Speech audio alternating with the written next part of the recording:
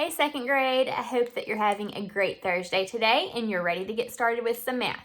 So this week we are talking about 2D shapes in math, and we've learned about all of the different shapes all the way up to the 12-sided dodecagon. We've also talked about our math fact strategy of the month, the between fact math strategy. Yesterday with our 2D shapes, we talked about how to compose 2D shapes. And so we learned that you can use different shapes like 6 triangles and compose a hexagon using 6 triangles. Today, when we talk about shapes, we're going to talk about decomposing shapes and how you can break shapes apart. So we'll learn about that in just a little bit. But first, let's look at our between fact strategy. Okay, so here we have some math facts. With the between fact strategy, remember you have to have 2 add-ins that have one number that comes in between them on the number line. So 3 and 5 have what number in between them? They both have, or they have 4 in between them. So you double the 4. 4 plus 4 is 8. 3 plus 5 is 8. With 10 and 8, what number comes between 10 and 8? 9 comes in between 10 and 8, so we can do 9 plus 9, and that equals 18, just like 10 and 8 equals 18. Finally, we have 7 plus 9. What number comes between 7 and 9 on the number line? 8 comes between 7 and 9, so 8 plus 8 is 16, just like 7 plus 9 is 16. So the between fact strategy is just getting the number that comes in between the two and doubling it. So we doubled 4s, we doubled 9s, and we doubled 8s. Okay, I like that math fact strategy. It's really a cool strategy as long as you use it correctly. If the numbers don't have only one number in between them, it won't work. All right, let's move on to our word problem of the day. We'll use apps check. Alrighty, here is the problem. Bo likes to go hunting. On Saturday, he saw 26 deer. On Sunday, he saw 10 hogs. How many more animals did Bo see on Saturday than on Sunday? All right, let's read this again and listen for the question that we are being asked in this problem. Bo likes to go hunting. On Saturday, he saw 26 deer. On Sunday, he saw 10 hogs. How many more animals did Bo see on Saturday than Sunday? All right, the question that we are being asked is, how many more animals did Bo see on Saturday than on Sunday? That's the question we're being asked, and it ends with a question mark, so we know this is a question. All right, now let's listen again to the word problem and see if we can hear any important information. Okay, so the first sentence here says, Bo likes to go hunting. Is there anything important in that sentence that's going to help us solve the problem? No, it's cool that he likes to go hunting, but there's nothing important there that's going to help us. On Saturday, he saw 26 deer. Is there important information there? Yes, 26 deer is important. And maybe Saturday too, because I remember the question asked something about the days of the week. So Saturday, 26 deer. On Sunday, he saw 10 hogs. So Sunday may be important too, because it was a part of the question. And then the number 10. Okay, we've analyzed the problem. Now let's figure out how are we going to solve it. Let's plan. Okay, so the question is asking us how many more animals did Bo see on Saturday than Sunday? So when we're asked how many more, that's usually the type of problem where we're going to have to compare two numbers. And when you compare two numbers, you have to subtract, okay? So we're going to be subtracting when we compare 26 and 10. So we're going to be doing 26 minus 10 because we're comparing how many deer did he see on Saturday versus how many did he see on Sunday. So when we are asked how many more, we're asked to compare to. So here's the problem that we're going to solve, 26 minus 10. Now when I solve it, I'm going to solve it like I am comparing the two numbers just to show you exactly what I mean. So we started with 26, so 10, 20, 21, 22, 23, 24, 25, 26, and then he saw 10 hogs, so 110. When we compare, and I could even label, hold on, Saturday, abbreviate, and Sunday. Okay, when you compare, you look to see what's similar. So on Sunday there was 110, and Saturday there's 110, so I can mark those out because they were the same. Partner them up almost. Now, on Sunday, there's nothing left to compare. So on Saturday, how many more extra deer did he see than he did hogs? 10, 11, 12, 13, 14, 15, 16. So I believe 26 minus 10 is 16. I just compared. Let's check it now. I think I'll check it using an open number line. 26 is a larger number, so it goes on the end. And then we do 110 jump back. 26, take 10 away. If we know how to count backwards by tens from any number, we know that that is 16. So 26 minus 10 is 16. So now we can answer the question. How many more animals did Bo see on Saturday than Sunday? He saw 16 more on Saturday. All right, now we're going to move on to our 2D shapes. All right, let me clear everything off here and make room for the next activity.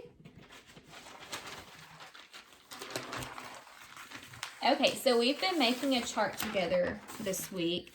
So let's kind of review the shapes that we have learned before we start the new stuff. Okay, we learned the 2D shapes. We learned about a circle. Before we go over the shapes, let's review actually some important words like sides. Remember, we have talked about and learned that a side is a straight line, okay? In order to be a side, it has to be straight. We've learned that vertices are when two lines connect, and vertices are like the corners of the shape. If we're talking about just one, it's called a vertex.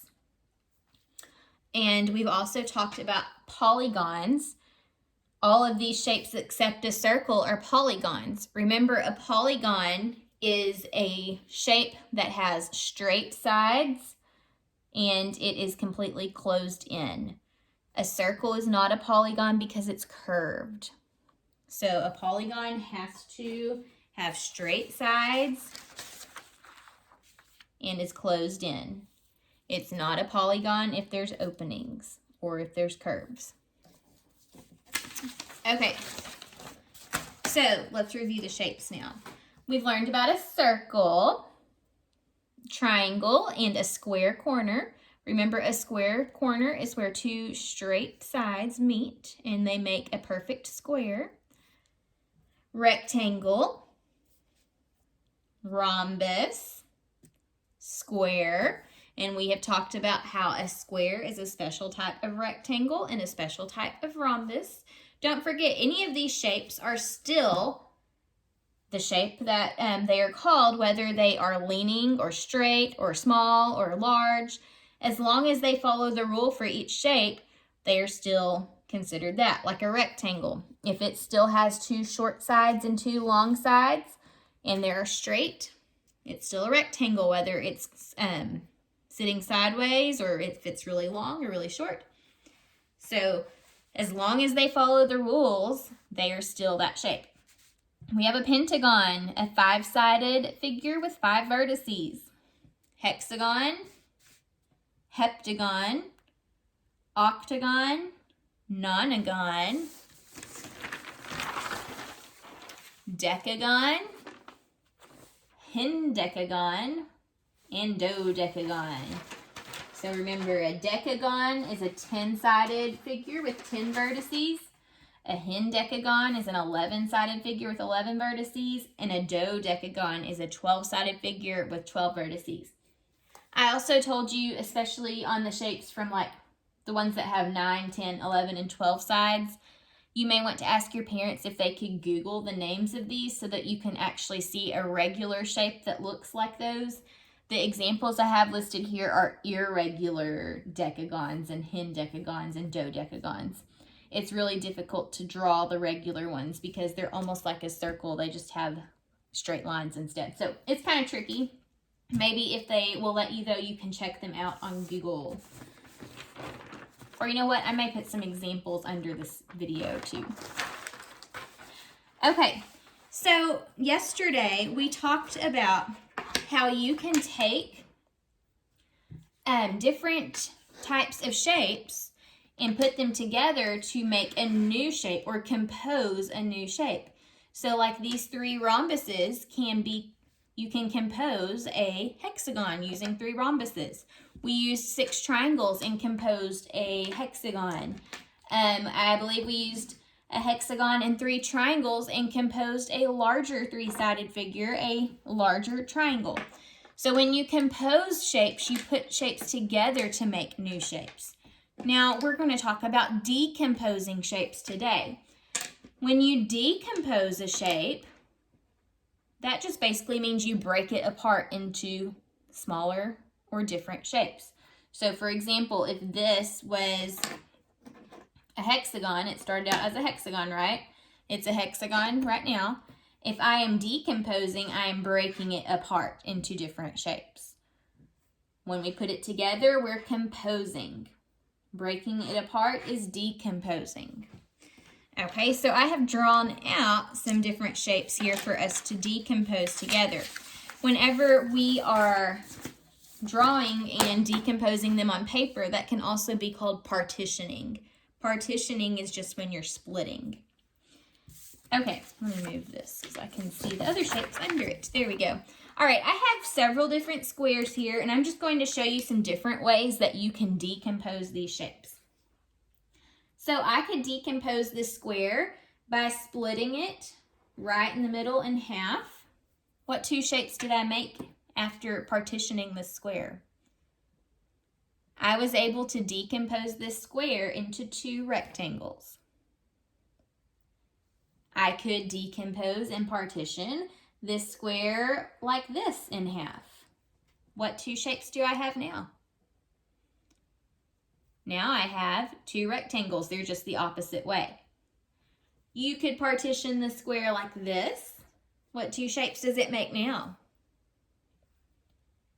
2 triangles. So that means you could use 2 triangles to make a square. Or you can take a square and decompose it into 2 triangles. I could also split the square this way, and now I have 4 triangles. Before we just had 2 larger triangles, and now we can decompose the square into 4 smaller triangles. Okay, I could take this square and I could split it like this. How is it partitioned now? And I can tell after I did this that I didn't draw a perfect square, but it's kind of hard to do. Okay, so I split this square into 4 rectangles. So far, I have split these shapes into equal parts, but if I split this shape like this, is this equal still? No, this isn't split into equal parts. This is really a huge, I didn't mean to make that line, sorry. This is a large space over here, and this is a small space. So this shape is not partitioned equally, but it is still split into 2 separate shapes. I have a triangle, and then do you know what this shape is that I had split and made here when I decomposed? This shape has 1, 2, 3, 4, 5. Let me count that, make sure it was 5. 1, 2, 3, 4, 5. Yes. This is a 5-sided figure, so this is an irregular pentagon. So this shape is split into a triangle and an irregular pentagon. All right, so it's still decomposed. It was just not an equal split. It was unequal. All right, I have some rectangles now. I can split the rectangles in all different ways, just like I can the square. If I split the rectangle right here, I don't know that that's a completely equal split. It's pretty close. What shapes am I decomposing this rectangle into? Let's see. It's a 1, 2, 3, 4-sided shape. 1, 2, 3, 4. So I wouldn't say that's a square. It's not a rectangle that it's split into. Not really a rhombus either.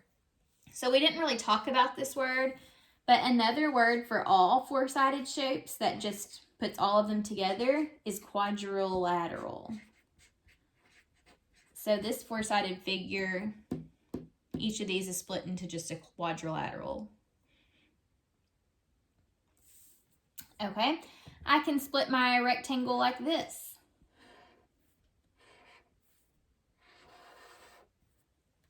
How many squares did I split my rectangle into?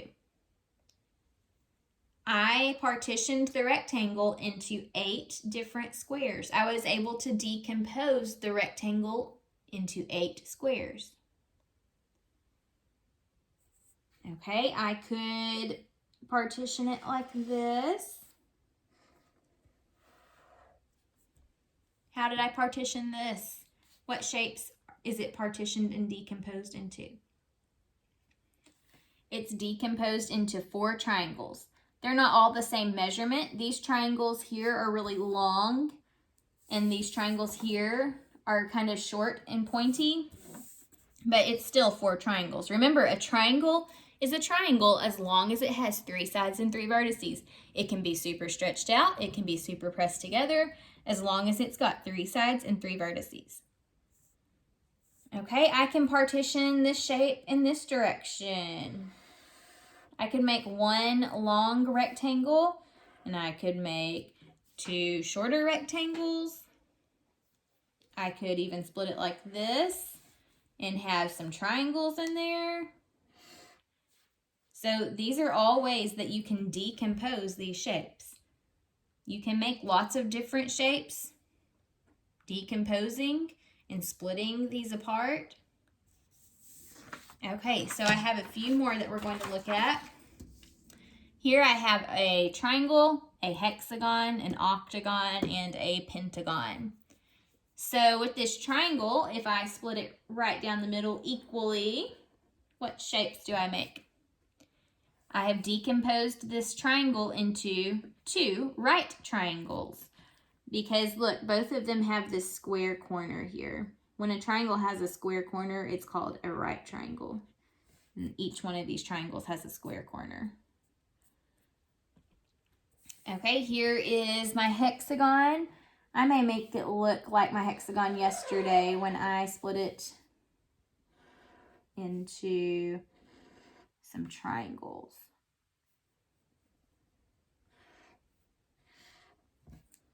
See, I can partition this hexagon to where it makes 6 triangles. That made me think, I believe, let me turn this over on the back. I think when you have a rectangle, you can split it up into lots of different triangles too. See, well, we did that kind of, but it was just in a different way. You can make a rectangle using 4 triangles, but we did that. It was just the triangles were facing different ways. Okay, so there is my hexagon split into 6 triangles.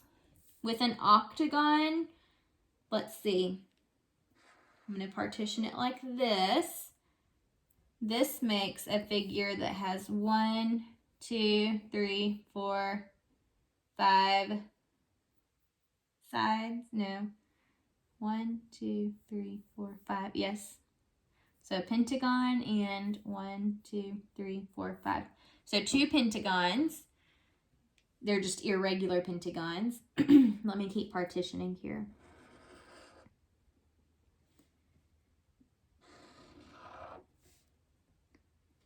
This octagon's a little bit tricky.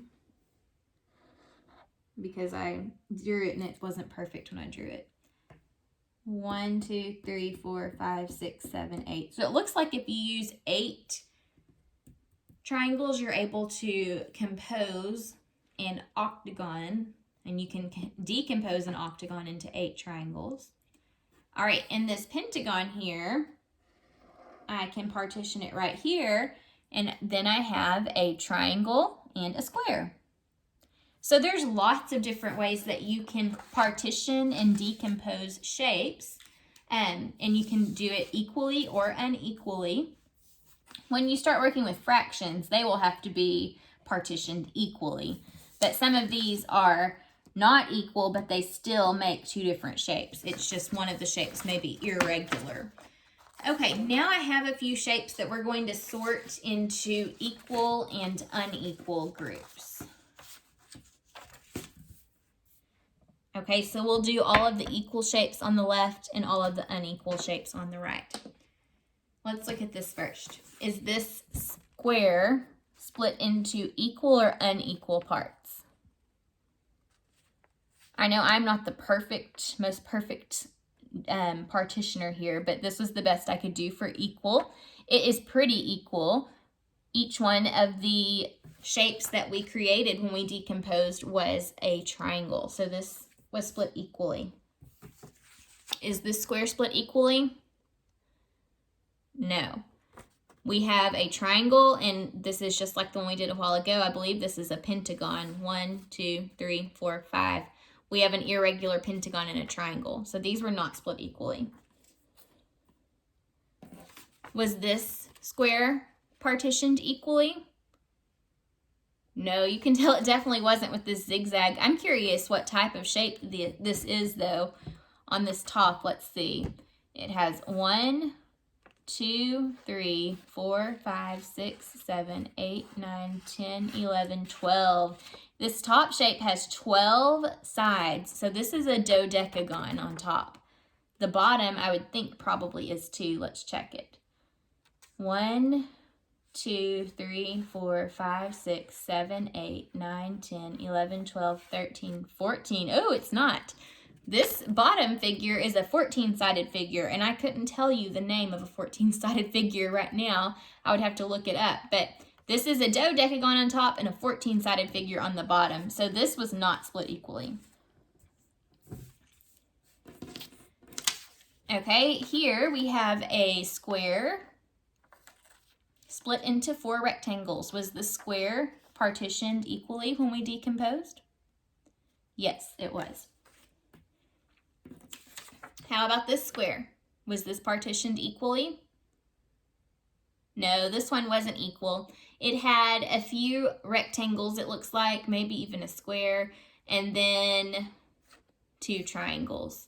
So this one was not partitioned equally. What about this? This square was partitioned equally, or as equally as I could. It was a little difficult to draw perfectly straight lines perfectly in the middle. But this square was split into 4 equal squares. So this one was split equally. All right, so there we have it. Equally partitioned and not equally partitioned. All right, guys, I hope you have had fun learning about 2D shapes this week. 2D shapes are always very interesting to me. We're going to work on 3D shapes next week, so I hope to see you then. Bye.